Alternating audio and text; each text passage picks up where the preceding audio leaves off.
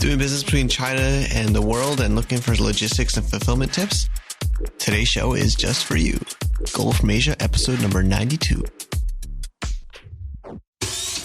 Welcome to the Global from Asia podcast, where the daunting process of running an international business from Hong Kong is broken down into straight-up, actionable advice. And now, your host, Michael Michelini. Thank you, everybody, for tuning in. I appreciate you guys listening today. So today I'm recording our number 92 show here in Cebu, Philippines. I didn't realize when I came down that it's turning rainy season. It's been raining pretty hard at my hotel as I record this today. You might even be able to hear some of the rain and traffic in the background. Let me see if you can hear it. So the rain stopped, but still tons of traffic. It's pretty exciting to me. I still like this even after all these years. All right, let's get back. It's such a different vibe here in the Philippines from Hong Kong and China. I haven't been here since early 2012, according to Foursquare, or Swarm app now they call it. And there's definitely a lot more construction and development here than I remember last time. It seems the economy is finally picking up down here, and there's a lot more to go. Also, I hope everybody, all the Americans out there listening, had a great 4th of July holiday over the weekend. I spent my Saturday with the family and some friends here and over in Shenzhen, having some barbecue. And I also got to meet longtime listener Victor Leal. He's second trip to China, and he's reached out to me every time he comes, and it's great to catch up with him. I think he's Global from Asia's top fan in South America. He's always spreading a good word from Brazil down to Chile, and it was great to catch up and get some tips on the show and what to cover in the future. So thanks for that, Victor. Okay, and now for today's show, we are continuing the show's quest to discover the process of factory to consumer, or F2C, and we got a good one for you guys today. We have Fred Perrotta from Tortuga Backpacks, and he is going to share with us some of his processes and tips on how he does logistics and fulfillment between US, China, and the world. So let's listen in. So thank you, everybody, for tuning in to another Global from Asia podcast. We have with us Fred Perrotta. Thanks for coming on with us, Fred. Yeah, good to be here. I've listened to the show for a while, so nice to be on the speaking instead of listening end of it. Yeah, thanks. I'm glad you're listening. And I've also, I've also known you linked to us, and we've had some common friends, and Nick from Enter China introduced us, and it's really great to get you on the show, and thanks for sharing. So today you had a great post that I read on Location 180, and it was kind of about running your e-commerce business or product business from anywhere. I think, you were addressing that a lot of people nowadays are talking about information marketing and service businesses running anywhere, but you've been doing product business now for a few years with your backpacks, right? And you had a really great post, and I'm going to use some of that I learned there. And also, I want to kind of also focus on your third-party fulfillment ideas and ways you're doing it, as well as, logistics in general, because I know there's lots of listeners asking always about logistics and fulfillment. So I know they're going to have their ears perked up. So first, Fred, do you mind introducing yourself a little bit of background? Yeah, I'm Fred Perrotta. Like you said, I run and co-founded a company called Tortuga Backpacks, and we make backpacks for urban travel. So kind of try to combine suitcases and backpacks so that you can travel easily, travel very lightly no matter where you're going, but they're also laid out well and organized, and you can keep all your stuff organized like as if it were a suitcase, but in the shape of a backpack. Great. Yeah, I mean, traveling on the go, it's a lot for us these days, right? With international travel, and so you're kind of like, are you living out of your backpack, or where do you call home, or do you have a home right now?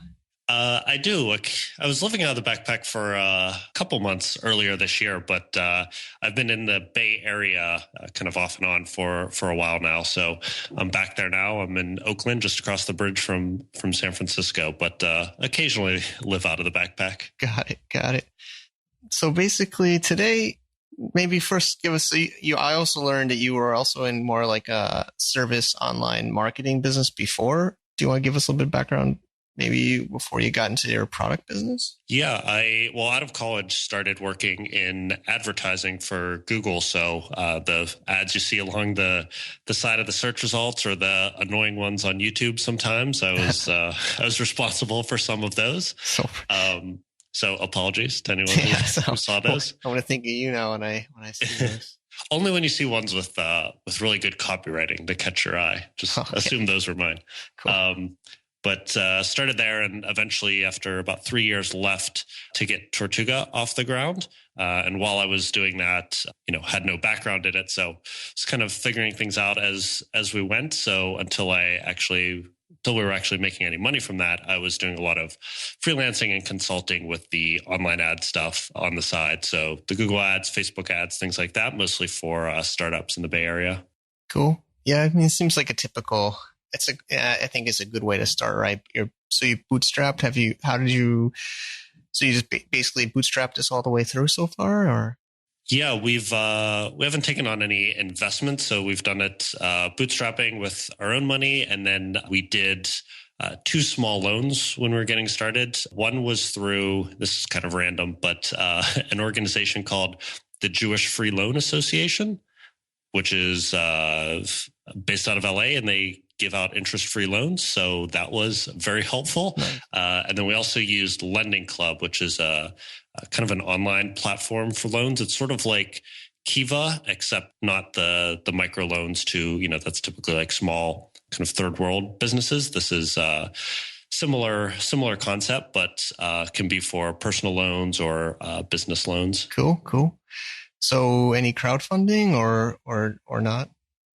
No, when we first started in 2009, so I guess Kickstarter, technically was around then, I think, or at some point while we were getting started, but I certainly hadn't heard of it then, and it wasn't anything big. So, never went down that route. We have, since we've been going, a couple of the products that we've launched, we've done kind of crowdfunding pre-sales through our own site, but that was just with our own audience. I've never done Kickstarter or Indiegogo. Okay, cool. So yeah, you did maybe the harder way, or that's great though. I'm glad to hear we get some different perspectives. And so then you're sourcing primarily in China?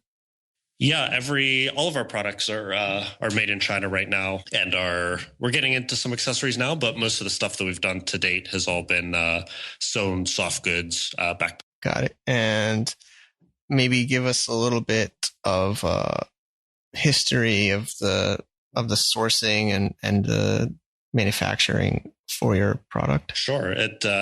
We started out not knowing anything about this, so made a lot of mistakes early on, but luckily got to learn from them. So when we started out, everyone, obviously told us to manufacture in China, make it in China. That's how you do it. But we had never manufactured anything before. We didn't know anyone in China. We'd never been to China, et cetera. But we eventually got connected to a couple factories there, but we just didn't have very good communication. The samples we got back were really bad. And I attribute that mostly to us not having detailed enough designs for them, not being able to give them the feedback that they needed. I don't think it was necessarily that they were bad factories or suppliers. So we kind of flailed around for a while doing that, weren't really making any progress. And then we eventually made the very first run of bags, which was super, super small run. We made them in the States just because we could finally find someone to make them and we could give them feedback in person. And those also weren't perfect, the first version, but we did eventually get it out. Obviously, it cost more to make those in the US, so we didn't really make any money on them, but in retrospect, I like to say that was our minimum viable product. Now that I've learned that term, I didn't know it at the time, but now I like to say that was our MVP, just to get a product out there, get it selling, and start getting feedback and learning how to market it and also how to manufacture better. Yeah, awesome. I like your style. I think I don't know. I'm envious of those people that know everything before they get started, but I think those people probably never start because I think we're always going to be learning, right? So if we wait until we know what MVP is and manufacturing, it's sometimes maybe too late. So good on you for, just getting out there and hustling.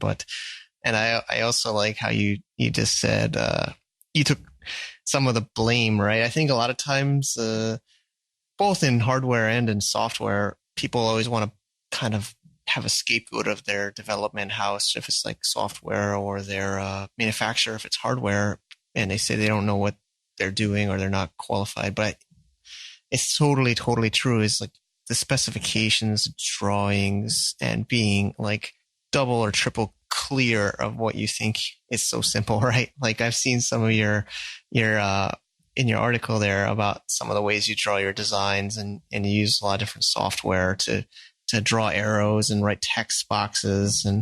And that's also what I've learned, is just making things super clear, whether you're working even with internally, like your staff or your team, is just, I think being very clear in your communication is so critical, right? It's like, yeah, it's kind of another language you learn, to whether you're communicating with someone who maybe is a native Chinese speaker, but also speaks English, but, you kind of learn that language of the factory or your industry and products, and the best way to say, how to change what you need changed, or how to communicate what you need in the first place. And you got to make sure you give them good specs, or, tech packs in our case. And I mean, imagine if you gave someone a drawing on the back of the napkin, like they're not going to be able to build that for you. They don't know what all the details that are in your head that you're imagining. So yeah, Chris, when you give somebody the back of a napkin and you're thinking X, and they read it and they think Y, and then they give you, their version, and you're all upset of why they didn't read your mind, right, and do what you thought that you meant. Yeah, when anything you leave up for interpretation, the supplier is they're probably not going to come back to you and ask for a clarification on every single little thing. So they're going to interpret it how they will. And it's probably not the exact way that you would have interpreted it, but I mean, that's not their fault. They're not wrong or stupid or something, just two different people that filled in the blanks differently. So yeah, you have to leave kind of no room for interpretation, or if you do, then you have to correct it with the next round of samples. Exactly. And then I'm just kind of taking highlights I saw from your article. Like, I liked how you said samples. A lot of people, I know there's listeners and there's a lot of entrepreneurs living in like Southeast Asia, like Thailand, Vietnam, and they're doing business with China. And the sampling, while it's closer, it might get lost in the mail. Do you have any stories of that? Or, I think you have samples shipped over to the US usually. Yeah, sometimes, I visit China a few times a year, so it's great when we can review stuff in person. That's obviously the ideal. You can give a lot more notes and be clearer and ask questions, go back and forth. But because I don't live there, sometimes we're shipping stuff around, which can be expensive, but it's kind of the cost of doing business the way that we do it. But I ran into those problems in Southeast Asia just trying to actually ship backpacks to customers. We had someone who was traveling there, and we tried to get them a bag in Thailand specifically. And we sent it, and a long time went by, never heard anything, eventually followed up, and customs just turned it away. They don't give a reason. It just comes back to us. So that was someone who bought the bag, and, we had all the paperwork sorted out and everything, but they just turned it back. So you have to be careful trying to, even if it's one sample, you're technically importing it into another country. So some places like a Thailand, maybe also Vietnam, these countries that do their own manufacturing aren't as keen on you importing stuff in, even if they're just, one unit samples. So you can have a little bit more issues there, or of course, anywhere that has a less reliable postal system can be a problem. But, it's expensive. But if we've FedEx something from China to the US or vice versa, so far we haven't lost any packages.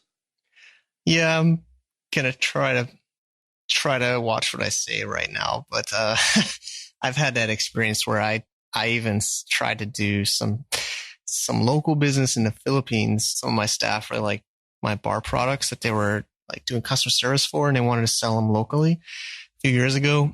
And literally it was a pretty big product, the shipment of I don't think I spent more than $500 worth of product, but I sent about there. And then it's stuck in customs and you get like a piece of paper handwritten on your door at your office that there's a package to pick up at customs. And then you go there and it's really just seems like it's up.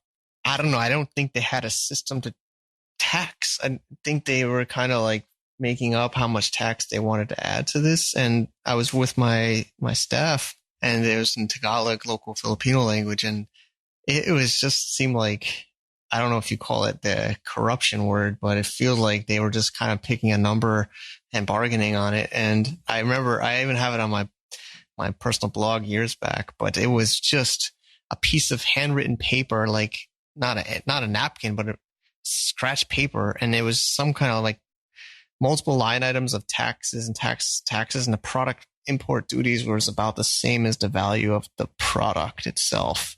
I think I don't know what exactly happened, but I think we bargained a little bit less. But yeah, I mean, really a headache. And some of these countries, I guess they're trying to protect their local companies' products or something from competition. But I think it's getting better. Maybe that can lead towards our main topic, or what I would think I'd like you to share was, logistics and fulfillment, globally. You got China manufacturing, and you're over in the US. So that's probably your two main places. But I'd love to hear some of your ideas of, so you're shipping direct from China, B2C or B2B to the US, and then maybe you can give us a little bit the inside guts of your logistics here. Yeah, I can kind of walk you through the system or systems that we're using now, and tell you some of the stuff that we've experimented with and tried or rejected over time. But right now, the way we do everything is all of our orders and pricing, everything is FOB, so freight on board. So the factory will take the cargo and put it on the ship. We ocean freight everything because the bags are pretty big, so it would be really expensive to air freight them. They're kind of responsible for getting everything from the factory onto the boat. And then we've used a couple different freight forwarders, which I can jump into in a second, but worked with them to help us connect basically from that point until the goods are delivered to our warehouse. So usually that's going to be ocean freighting, getting everything through customs in the US, possibly storing it for a day or so in their warehouses, and then trucking it to the warehouse for the logistics company we use. And we've used a couple different freight forwarders. We've tried a few different ones to connect all those points. And mostly, being a small business, I want to be able to work with people who can take something from end to end. You could probably save money breaking down each of those little parts, but I don't think it would really be worth our time. I'd rather have someone that we pay slightly more to handle, end to end and kind of get it as far as possible. And then once we deliver it to the US, right now we're using Shipwire as our 3PL, our third-party logistics service. So that means they do the warehousing. They've got all of our stuff in their warehouses, and then they do the picking, the packing, and getting it onto the carrier's trucks. So basically handing it off to UPS or FedEx or whoever's delivering it. And then we use their system for some of the tracking and returns and anything else dealing with the physical goods. That's kind of the overview. Cool. So yeah, thanks for sharing. And so then you would even if the customer was in, say, I think you said Southeast Asia, Thailand. I don't know if you said a country before, but so you have one B2C customer, you still ship from the US to Southeast Asia for now? Yeah, we don't ship to most of Southeast Asia anymore, but North America, Western Europe, Australia, New Zealand, and then a couple places in Asia we've just started to. But we're still storing and shipping everything from the US, even though that's it's kind of silly, I guess, to bring it all the way here and then ship it to, say, Hong Kong. But the US is still the bulk of our business. And then as we scale up, the plan is to start warehousing in other countries or other continents, basically, so that the people living there. So, say Western Europe was next. I think Shipwire has some places in Germany and the UK too. So as we grow, we could store some inventory there. And then that way customers in Western Europe would be able to get their stuff faster, avoid some of the excessive customs and things like that for importing, and have faster shipping, better service, be a little happier with the service they get from us versus right now, it's kind of expensive to order something all the way from the US and deal with the time and cost of it. Sure. So, I want to focus our show, but I'm sure you sell on Amazon, right? I'm sure this. We actually don't. Oh, you don't sell on Amazon. Okay. We did. So when we started out, I mentioned we've used a couple different freight forwarders, and Shipwire's the second logistics company we've used. We started out with Amazon FBA, the fulfillment by Amazon, and they, it works well for what it does. We got a few sales through Amazon, but selling through just our own website, and they were doing the shipping. But we decided we moved away from them. And the reason is that because of the size of our bags, they consider them oversized. That's their category for it, which means that they won't ship them out of the country. And we wanted to start expanding and testing, Canada, Western Europe and stuff, even though, we're not perfectly set up for there. It's a little expensive and, it takes longer for folks there, but we wanted to start trying that, and we just couldn't do that through Amazon. So decided to switch over to Shipwire. That's really interesting. That you're not, FBA, of course, not everyone uses FBA that sells on Amazon, but you just don't even sell on Amazon, even your own products. So maybe I'm sure some people are interested to hear the thought process here. If you don't mind sharing a little bit more. It's the oversized bags. That's the main reason, or?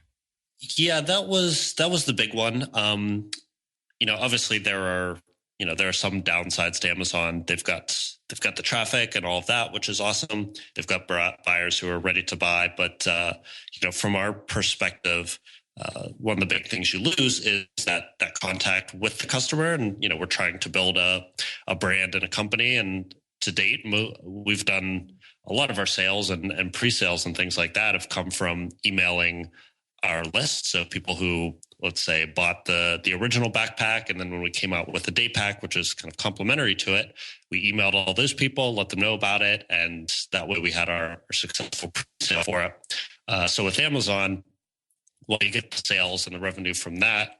You're not really able to contact those people again in the future. So, we kind of saw that as a barrier and a challenge, so decided to focus on our site for now. But we're thinking about jumping back into Amazon and doing some testing there now that, so many people are successful with it. And I have a few friends who do well there, and I think can help us and give me a little advice on how to optimize for Amazon. And, we can jump back into it and see what we can do in terms of sales, and hopefully converting those people into, getting them on our list after they buy something. Got it. So I heard a nightmare story, so I don't know if this is true or not, but a Chinese friend of mine, I'll probably have to get him on a show one day, but he was selling always on Amazon, doing really well, and then he wanted to only sell on his website. So he took it off Amazon, but he says that he couldn't delete the ASIN, the Amazon SKU number. So it was still ranking in Google and the product was still there, and it was outranking his own website. And it was out of stock. So people were always contacting him, when will it be back on Amazon? And he would try to tell them to buy from him, but they wouldn't or couldn't or whatever reason. So I don't know if you were able to remove your product from Amazon, or is it like stuck there after you create it? I don't know if you can remove it. I think ours still shows up. It doesn't outrank our site, but I think it's on the first page still. And yeah, same thing as your friend is sold out. We haven't really gotten many emails about, like you said, she did, but we do occasionally hear from people who, want us to be on Amazon because they want to use Amazon Prime or something like that. So, we're going to get back into it and test the waters again and see if we can make it work. Okay, cool. Great. And so then maybe we talk about your ocean shipments. Yeah, I mean, I also have a lot of people asking me who to recommend. And I'm actually not currently in a product business myself, but I have been, and I've worked with others. It's still really tricky because I guess there's just a lot of turnover in the people and the communication and, but do you have more to share on maybe, the ocean container shipments? And I guess, so you're on West Coast, you ship to West Coast. It takes probably just a couple of weeks from port to port normally for you? Or? Yeah, usually somewhere between 2 and 3 weeks, like maybe 16 days or something like that. And then we occasionally ship some stuff to the East Coast so that we can get stuff to people on the East Coast a bit faster. But yeah, the freight forwarding industry it's tough. I feel like it's a very opaque industry, still very old school. Like, I was telling someone my freight forwarder, the one that we had been using, when they send quotes, it's in an email and it's all typed out, this thing and the price for that, this other thing, the price for that. And then I have to put it all into a spreadsheet so I can figure out what the total is. So, it's not a very technical industry, and I'm, live out here in Silicon Valley and use all different software for stuff. So I don't know. I've always found it to be kind of annoying. And the other thing is there's just so many fees and different parts of the price that, I don't know. I'm not an expert in it. So who knows which of them are real versus kind of thrown in there or overinflated or whatever. It's a little hard to know what's going on. So yeah, I would definitely tell people to kind of shop around and see who they feel comfortable working with. Yeah, it's really painful. Like, I used to do sourcing as a service as well as my own bar products business, and a lot of people want to have the quotation to your like home country port, like FOB, like LA or maybe San Francisco, and nobody wants to do that because I think you'll get crushed because it seems like it's also in the hands of the government. It's not even the logistics companies. Sometimes I think the other issue is governments make certain charges, or there might be more. You might get some extra inspection fees. You might have seen that, where they actually spot check certain containers and then they have to charge that container an extra fee to be scanned, and then that's just passed on to the importer. So I think a lot of times. And then there's my favorite is GRI, general rate increase, which just means like, oh, the price just went up at this date at random, which it seems to constantly go up. So it's a little hard to tell, if that's legit or not. Even for me, I'm as an entrepreneur, I always think maybe there's opportunity in this, but I think you can't really make a Stripe or a Brain. I mean, I don't want to be negative, but of course the buyer, you would love, but I don't know how the technology company or that, could really protect themselves from getting just destroyed by these pop-up fees, and I just it's just really a tricky one. So there are a couple tech companies trying to bring the industry into something like the 21st century, though. We're actually testing one out for our next shipment, so I can't guarantee that they're great or that we'll love them yet. But there are two that I guess I would tell people to check out. One is called Flexport, Flexport, and the other is Haven, just like the word. But basically, the idea behind both of them is that they're kind of a UI, a tech layer on top of forwarding. So instead of, like I was saying before, getting an email with all the prices written out and having to email the freight forwarder to ask, did it arrive? Where's the stuff? Where, are we through customs yet or whatever? They've got everything in kind of an interface, and they'll send you automated emails when stuff is picked up or delivered. They've got all the estimates in there. You can get a quote right in there. But they both look way easier to work with. And I just quoted both of them out versus the freight forwarder we were using, and their price is better and the interface is better. So hopeful that some of these tech companies will get it right, and we'll be able to have a kind of a usable interface to do the forwarding. Yeah, definitely keep me posted too, because I'm always asked, and I've had it. I used to recommend, and sometimes I'm afraid because it could be the client's fault too, but I'm constantly sometimes CC'd on emails after I made introductions, and I guess it's there's just like shipment issues, and so it's just really tricky to be confident on those services in these logistics companies, because I guess it's also sometimes out of the hands of the shipping company too. Like like we were talking about customs before, in certain countries, they could hold the shipment, right? And it's not the logistics guy's fault, but, the client or the importer will, of course, push on the logistics company about that delivery. Where is it? And it's definitely a tricky thing. Well, they're going to get all the blame, exactly, right, for any of those problems, because you can't tell where they're coming from. And I mean, if they do their job, then that just means no problem happened. It's not like they're going to go above and beyond and you'll love your freight forwarding company. Exactly. Cool, Fred. So I always like to say, somebody starting out today, or, trying to get their head around all of this. Of course, there's tons here, but let's just say generally, like buying from China and, being somewhat location independent with their product business, what would you kind of give them some ideas to get started? Yeah, I think, even if you don't intend to live in China, it may be helpful to at least spend some time there when you're first getting started. And, that can be in trying to source and find factories, or, with your first order to, spending time at the factory, checking in a lot during production and, doing the QC and stuff like that.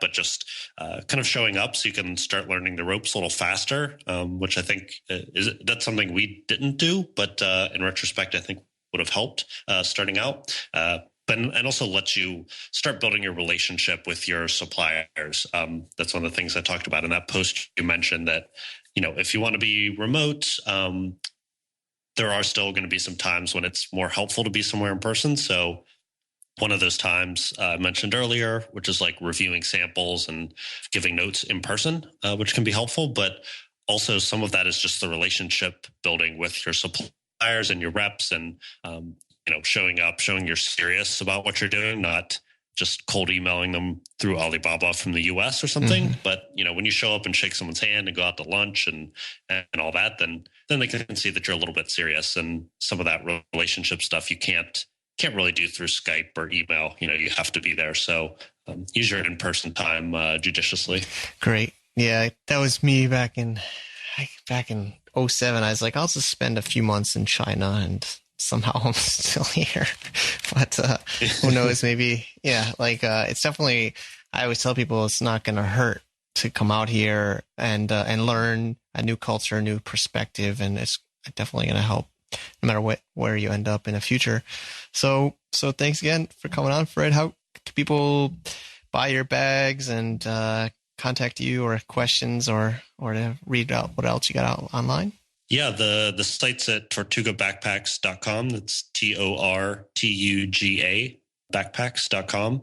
And you can find everything you need on there, all the social media accounts. And, if you have any questions for me, I'm on Twitter. It's probably a good way to reach me. It's just twitter.com/Fred Perrotta with 2 R's and 2 T's. Great. Thanks, Fred. We'll link that up on the show notes too, and also that article on Location 180 too. So thanks for coming on and sharing so openly. I know some people want to kind of like hide some of their secret processes, and I really appreciate you sharing. So thanks again, Fred. Yeah, of course. I've listened to the show and read your stuff for a while, so happy to give instead of just taking. Great. Okay, that's a wrap. Thanks, Fred, for coming on the show and sharing. I'm pretty sure people enjoyed today and got a lot, as much as I did. And as always, the show notes and links for everything mentioned can be found on the website at globalfromasia.com/episode 92. As always, comments, feedback, show ideas are very much appreciated. I'm always wondering, should I do more in-depth case studies like with Fred, where we talk about the business from start to finish and get into guts, or should we focus on like vertical processes and topics like, so, if you guys have some tips or ideas, I'd love to hear from you. Okay, and now time for me to get back to organizing and setting up this new internet marketing office here in Cebu. I'll show some of the early construction photos on the show notes at globalfromasia.com/episode 92. And I'm happy to say that I'm getting people already interested in leveraging this new office with their business and marketing. So we're mostly going to be doing content creation and link building. But at this point, we're open to maybe dedicated desks for those interested. So let me know.